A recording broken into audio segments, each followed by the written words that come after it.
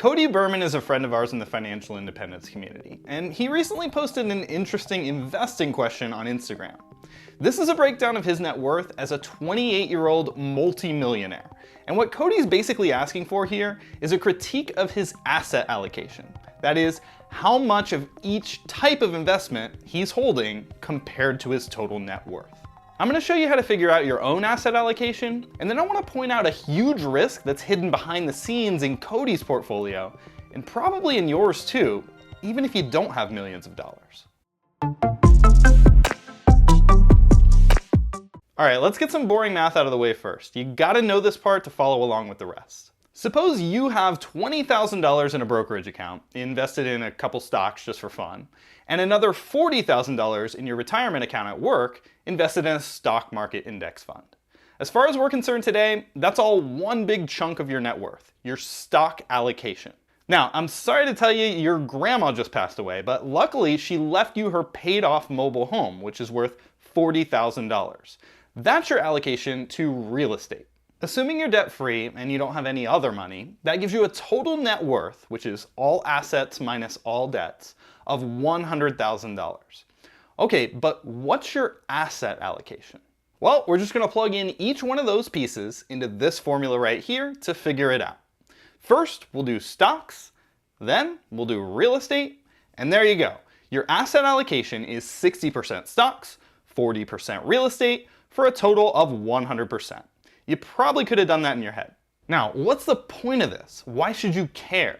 Because your asset allocation tells you something about the risk in your portfolio. Generally speaking, things like stocks and real estate are riskier assets. In a major market crash, it's very possible for these things to lose half their value.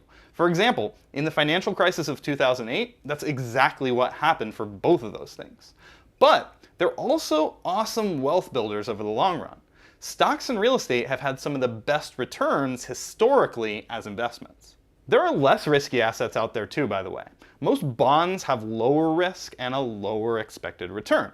A massive crazy crash might only cause a bond market index fund to drop by 10 or 15%. In 2008, bonds actually fared pretty well. But their historical average returns are lower too, so that's the price you pay for safety. And cash in your bank account is even safer, but it's not going to earn you much. Anyway, hypothetically, if a brutal market crash happened where stocks and real estate lost half their value, here's what would happen to the portfolio we just talked about. Intuitively, half of its value disappears, and most likely you'd keep buying more investments while you wait around for a recovery. Maybe for a long time. This definitely wouldn't be fun, but if you're a young person who's still working and saving, this probably isn't the end of the world either. And a more realistic portfolio would probably have a small amount of liquid cash to help out too.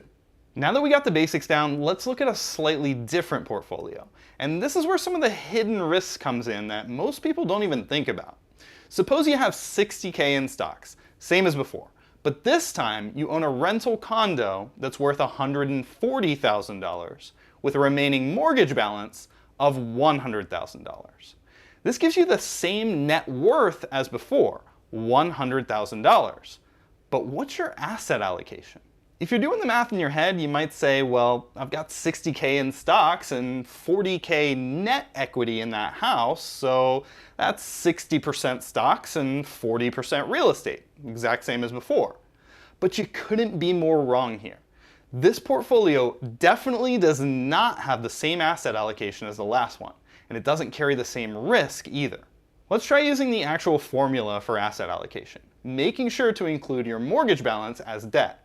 You'll now see that 60% of your net worth is invested in stocks, and another 140% of your net worth is in a real estate asset.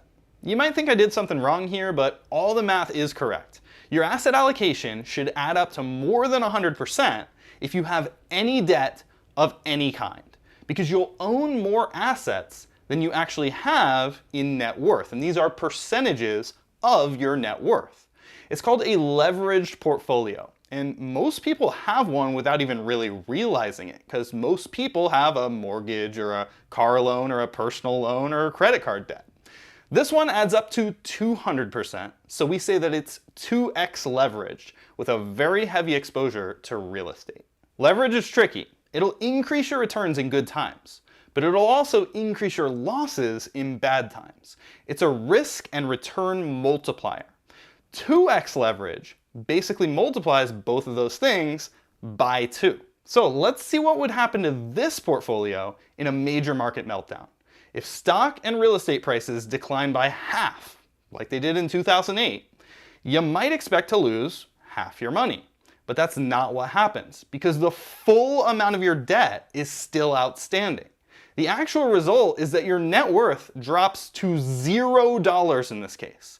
You are left penniless. I don't know about you, and this is a personal decision, but I'd never want to be in this position, even if it's unlikely. Personally, Lauren and I have never used leverage at all, but that's not to say that debt can't be useful. If you do use it, just make sure you don't overuse it, and make sure you're truly comfortable with the worst case scenario. Eyes wide open. All right, enough doom and gloom, let's get back to the fun stuff. Our 28-year-old multi-millionaire friend's real portfolio from that Instagram post. I followed up with Cody in his DMs and he shared some more details with me.